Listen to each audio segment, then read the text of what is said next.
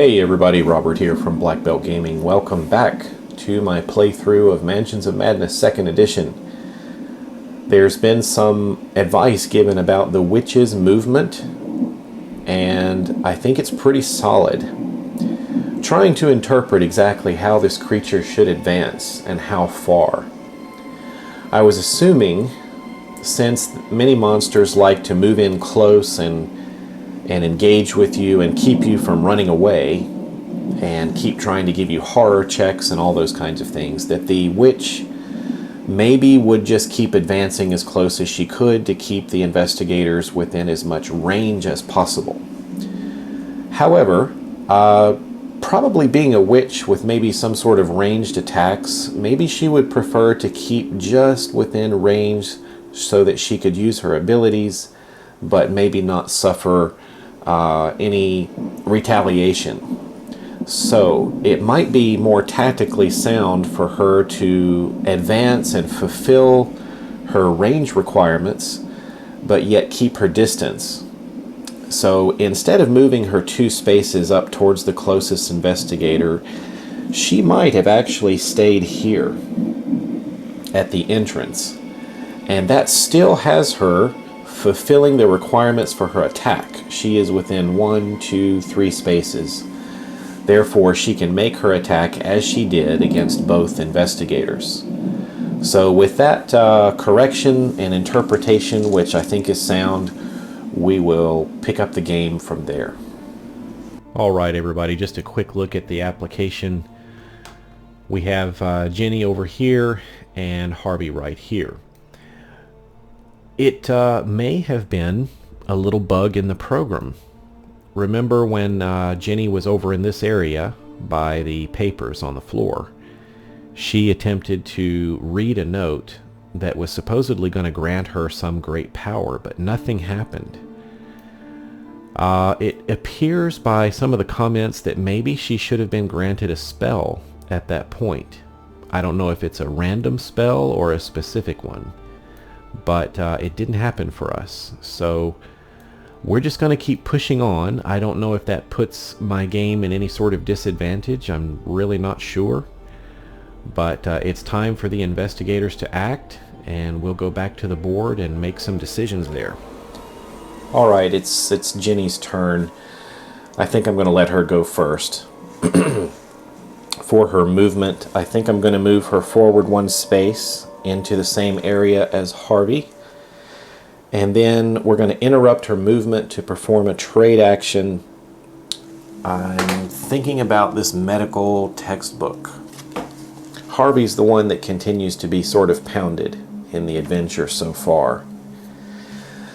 This textbook says you or another investigator within range may discard 1 face down damage. Well, it doesn't necessarily say that it has to be Harvey that has the book. She can do it. So maybe that's what she'll do. She'll spend her action to actually heal you or another investigator. Yeah, we'll actually let him heal 1 face down damage. So we'll discard it. So that's her action. We're going to take 1 of Harvey's damage cards. He has 3 on him. And we will discard this. That leaves her with 1 point of movement left, and I think she's going to want to try to deal with this witch, so I may move her down 1 space to there. Well, then that's going to take us to Harvey. Harvey's got a little paranoia going on, even though Jenny just helped him. So at the end of his turn, I think we're going to be flipping over 1 of those horror cards he has. He has 1 face up and 1 face down. But let's think about what action we want him to take. Would he perhaps attempt to flee into another room and get out of range of the witch? Or would he advance and also take the fight to the witch? He might do that. She is only 1, 2 spaces away from his position. Let me think just a moment more. Well, how about we make use of some items here? For his first action, Harvey may make use of the holy water. This means that he can discard one horror and become focused. So it's not exactly stating what kind of horror could be discarded, so I would love to get rid of that paranoia. So maybe I can do that. So maybe blessing himself here with the holy water reassures him, and will discard that face-up horror card. I hope that's allowed. And then he becomes focused, so we'll get that condition and give it to him. Actually, Jenny is still focused, so that'll make both of our heroes maybe a little better prepared for the fight. Alright, a quick review. Jenny has this same card. You may discard this card to convert all. There's where I read all. All investigation results to successes while resolving a test. Well, we haven't had the best luck with this, but why don't we let Harvey attempt to use magic to fight magic? So he's pulling on the powers of the Wither spell again. This is a ranged attack on the witch, and it is a spell. Let's go to the application to resolve this. Alright, we're back in the application. We'll pull up the witch here, and we're going to attack this witch with a spell. As you chant the words of the incantation, you trace mystic sigils on the ground at your feet, attempting to meld the power of both, is this thaumaturgy and evocation simultaneously. This is a lore 2. Harvey's pretty good at that. If you pass, your hybrid magic is shockingly powerful. The monster suffers damage equal to the spell's damage plus the test result. That's good. If you fail, you are unable to balance your forces between both techniques. Flip the spell you attacked with. Alright, let's go make our lore check. Alright, double checking Harvey's lore is good. It's at 4. He's not dazed. That's going to give him 4 dice, and we need 2 successes to succeed on the attack. And I don't see any way to give him a bonus die here. We've got 2 investigation results, and we have a couple of options to work with here. First, let's this is once per round. We can use his lucky cigarette case to convert one of these into a success. I don't know. It might be better to use focus. Focused would allow him to convert both of those to successes. I really hoped he would do a little more damage than this, though, to be honest. I don't think I have anything else that can modify this. Not with Harvey. So that's going to be it, unless I just spend tokens. Well, he's got a ton of these clue tokens. Why don't we grab 2 of these, and we'll spend 2 and make each of those a success instead. And that's going to be a successful attack. It's only going to do 2 damage to the witch, but at least it's something. Alright everybody, we've got an error here. The spell was more powerful than normal, so I had a tendency to look at the normal damage, which was 2. It actually would have done 4 to the witch. So I'm kind of speeding this along. The witch would have been killed, so therefore later I'm also going to speed the video along where she makes her attack. So we should fix this.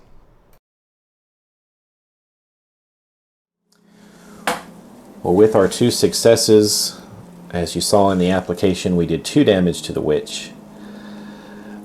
This wither spell begins to wither and mummify parts of her body. But we have to turn this over.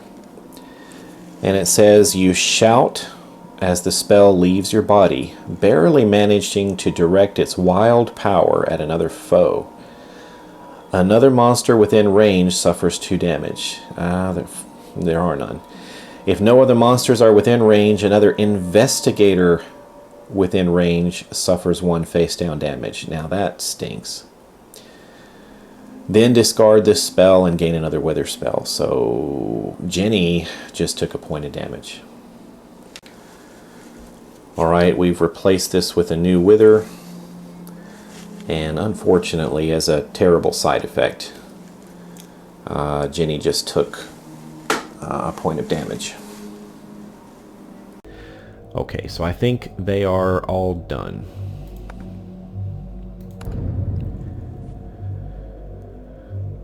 Unbidden, the terrible things you have seen rise up from your memory, where they were safely locked away. Each investigator flips 2 horror face up. Well, each of my investigators currently has 1, so I think they're both going to turn those horror cards over. Well, let's go over here to Harvey first and see what nightmares he's going to have from this Mythos effect. It says flashback. Recent memories claw their way to the surface despite your best efforts. Flip 1 other horror face up, then discard this card. Well, this is great. Harvey doesn't have any more horror thanks to the holy water. So he had a flashback, but I don't think it bothered him that much. So we get to discard this, and I think that makes Harvey horror free. Let's go to Jenny. Jenny flips this one. Oh no, kleptomania. You do not understand why you need to keep stealing things, but you cannot help yourself. Whenever you end your turn in a space with another investigator, take 1 item at random from another investigator in your space. Weird. Alright, so Jenny's got a theft problem. That's going to do it for that part. Let's go back. Probably have some horror checks to make here. So we're back. Harvey's okay, but Jenny has now become a kleptomaniac. And now you will pay the price for that power. Well, I didn't get any power. I think it's that piece of paper I read. I didn't get anything from it. The lights flicker and the air crackles with electricity. Suddenly, reality seems to split before you, and a terrifying creature slips through from an unknowable space beyond. Spawn a goat spawn as indicated. Yuck. Alright, this is from the expansion, I believe. I'm not sure which one, but this is a goat spawn. Looks kind of like a succubus or something. That's going to appear right over here by the papers for the power that we never received. So let's continue in the application. Alright, here is where the witch attacks. Harvey and Jenny both succeed in their defenses. Harvey does spend 2 clue tokens, so I need to give those back to him, because the witch would have been dead. Jenny ended up using her rabbit's foot, but I don't think that's really going to affect the game at this point. So please kind of ignore the witch for the rest of this, and all should be fine. So the witch's attack fails against both of them. The goat spawn moves 2 spaces toward the nearest investigator, then it attacks the investigator in its space, or an adjacent space, with the lowest influence. Well, let's see. 2 spaces, that's Harvey. And actually Jenny does have 5 influence, so Harvey is going to be the one hit here. So let's go back to the board. Witch is still down here. This goat spawn is moving up to collect on power that we never received. Yes, I'm bitter about that. Attacking the investigator with the lowest influence. Harvey has 4, Jenny has 5, so she's going to attack Harvey. Let's go to the app and see what she does. Well, the application says the monster attacks. The creature sniffs and grunts at something in the ground. Suddenly, where you are standing is unstable with the bodies of frenzied rodents tossing you down and biting every inch of your skin. Suffer 2 face down damage and 2 horror. Wow, so 4 damage total. Agility, is that agility? Yeah, agility +1. So we'll be rolling 3 dice here. Agility +1 negates. I'm looking at this directly. Suffer 2 face down damage and 2 horror. Is that face down, face down? Is that face down covering both? Or is it, 2 face down damage and then both the horror would be face up? I'm not sure. I would have preferred it to say 2 face down damage and 2 face down horror, but that face down word is not repeated. So I don't like that. Part of me believes that the horror is intended to also be face down, but it doesn't specifically say that. So let me make a roll and see what we can negate here.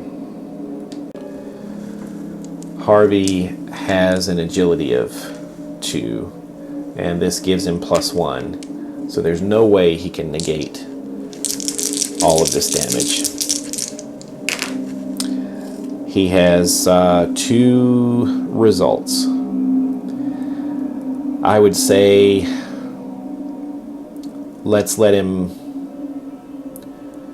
Well, we're shooting through our clue tokens this round, aren't we?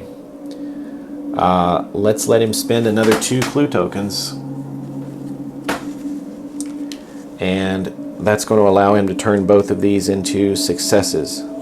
Boy, we've spent 6 of these this round. So 2 damage would be eliminated. Harvey can take quite a bit of horror. He can take a total of 9. He really doesn't handle the physical damage nearly as well. So I'm kind of inclined to get rid of these and negate that damage since he already has 2 physical damage already. So I'm back to my question. Face up or face down? Tell me if I'm wrong, but I'm going to go ahead and take these face up because it just didn't specifically repeat that word twice. Horrific Arcana. You whimper as your mind rejects the impossible. Suffer 1 additional face down horror for each spell you have, then flip this card face down. We have Flesh Ward and Wither. Well, that's going to add 2 face down horror. Alright, those are the 2 additional horror. This is the second horror card. It would be great news to me if you guys told me I didn't need to do this. Let's zoom in a little bit. We have Minor Shock. Your heart races and your breath catches in your throat. Resolve immediately, no additional effect. Flip this card face down. So I think both of these are now face down. So that's 4 face down horror. That's a little more manageable, even though that's a lot. That's a little more manageable for Harvey than I think the physical damage. Alright, so the rats kind of freaked Harvey out, but he was able to swat them away and not suffer any additional physical damage. We now have to resolve horror checks, so we check against the monster within range that has the highest horror rating. And that's going to be both investigators, I think. Yeah, they're all within range of each other. So let's go see which one has the highest horror rating. Perhaps we can even check it from here. No, we're going to have to look at their pieces. So the horror rating here is number 2. That's going to be on the creature. That's going to be their blue number. That's the horror rating. So we need to see which one of these is higher. Well, the horror rating for the witch is a 2. The horror rating for this goat spawn is a 3. So we have to deal with this goat spawn for both of our investigators. Alright, so we're back to the application to conduct a horror check. Make sure I got the goat to spawn. Yes, that has the highest horror rating. Let's confirm. The creature begins to sing a beautiful, unearthly song. The words are a mixture of various languages, earthly and otherwise. Lore 2. If you pass, you comprehend the true meaning behind the words and shudder with fear. Flip 1 horror face up. If you fail, you do not understand the lyrics, but they seem to take root in your head and subtly alter your perceptions.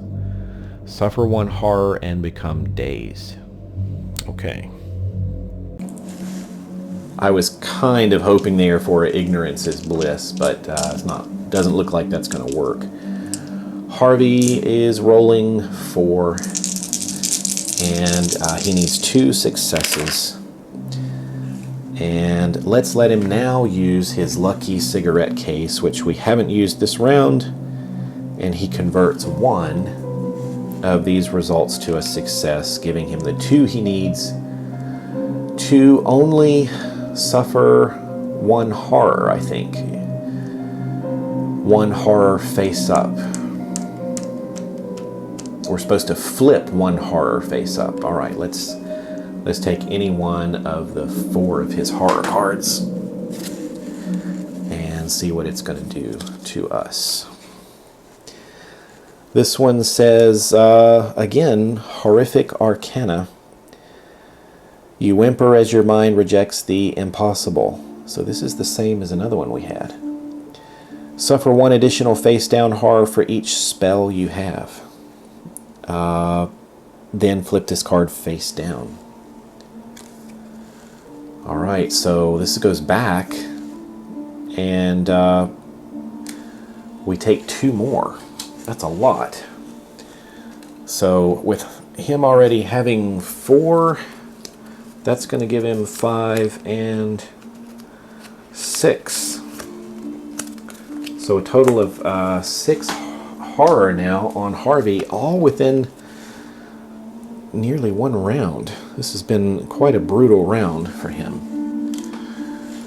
He can take 9, so he can take up to 3 more.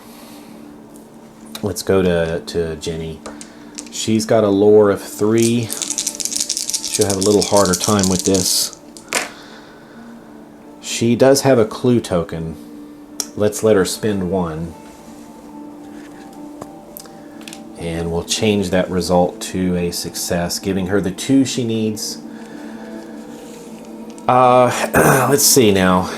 She is supposed to flip 1 horror face up. She doesn't have any more to deal with. She's got her kleptomania horror card and no other horror on her at this time. So I think she actually didn't suffer as much here.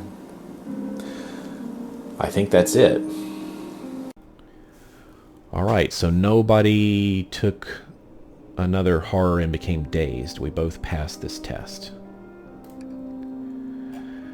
We'll put the monsters away. We don't have to worry about the witch with a horror check this time. And I think we move on to end the Mythos phase. And there you have it. So this round is over. Let's go back and take one more look at our investigators. Okay, we just kind of cleaned it up a little here. You can see that Harvey Walters has only 2 clue tokens left. 2 physical damage, 6 horror. All the items are accounted for, and he still is focused. Jenny also has 2 clue tokens, 1 damage, and the Kleptomania horror card. Still has her inventory there, and is still remaining focused. So I think that will do it for this round. We are kind of got our hands full with a witch and a goat spawn, and Eugene is totally useless there in the corner. We'll see what we can do in the next round. Thanks for watching, everybody. Let me know your opinions on the way I handled the horror. Let me know what you think. And if I can make any sort of adjustment, I will if necessary. I'll try. Take care, everybody.